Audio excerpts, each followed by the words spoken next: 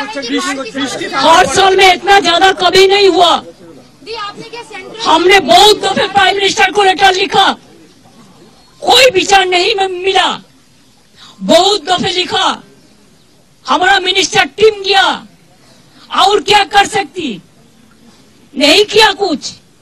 इसी के लिए हमारा जनता को दिक्कत हो रहा है। ये पानी डीवीसी का हमारा हाथ में नहीं है, ये सेंट्रल गवर्नमेंट का ऑर्गेनाइजेशन है।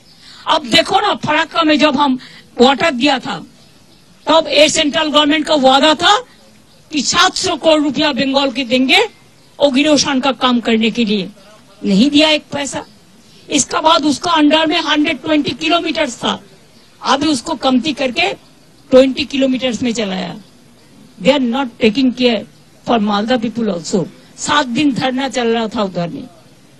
हम इसको नहीं छोड़ेंगे, जनता को अभी बचाना है।